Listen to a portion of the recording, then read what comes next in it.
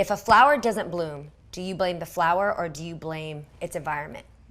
Right? So imagine like if this plant didn't bloom, are you going to like blame the plant and check the plant, or are you going to check the soil? Are you going to check the light? Are you going to check the air around it, the humidity? Because that's the reason why the plant grows, right? So we are that flower, right? But if we're not growing or we're not sprouting or blooming the right way, what is your environment? Who are you talking to? What Instagrams are you scrolling? What things are you filled with in your feed? What's your mind constantly talking about, even if it's about your body?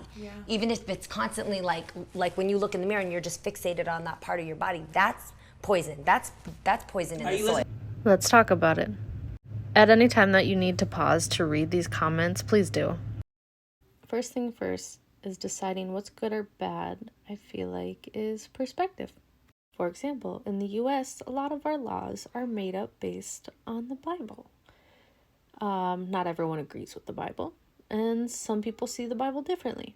So right off the bat, deciding what's good or bad, again, is perspective. And usually those things are decided from the majority. Like the majority vote on a law, then the majority get that law. But I'm going to move past the what's good or bad perspective type thing. Moving on from that.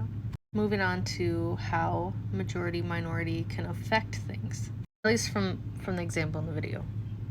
For us humans, sometimes it could be genetic and sometimes it could be environmental. For example, like mental illness. You can be born with something like bipolar disorder, or you can develop a mental illness such as PTSD. One of those is environmental, the other one is genetic. With that being said, is it possible that a child is not born innocent? I mean, they're new to the world, so of course they're still innocent yet until they've done something that makes them not innocent. Anyways, back to the point. So majority of people might do certain things, and let's say they're bad. They're bad kids, like they're gangsters, like they rob people, kill people, whatever. And they take this new kid who's brand new. He might or might not have like mental illness he was born with or not born with, and they can take that kid and make him a bad person. But you can also take one of those thugs and put them in a group of like a Christian group. Like I've seen this before, where they join a Christian group and then they become holy good people or whatever.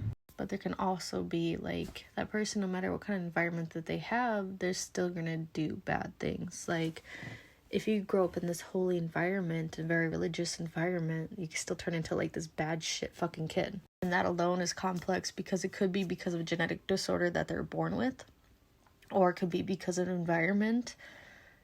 There's so much that can go into why someone turned into who they were. And sometimes you can't help or change that person, but some people can be. Which is circling back to the point of that video. Before blaming the person for mistakes that they make, or the flaws that they have, or things that are wrong with them, maybe look at their environment. If it's not their environment, maybe it's something they're born with. And even if they are born with it, is there a way we can try different things out to help that person so that they're not struggling anymore or doing the things that they're doing? Just looking at our society, there is power in numbers. When the majority of people are Christian, then the whole entire state tends to create laws based on that religion. But we've also discovered that sometimes people just can't be helped. A person cannot just be changed.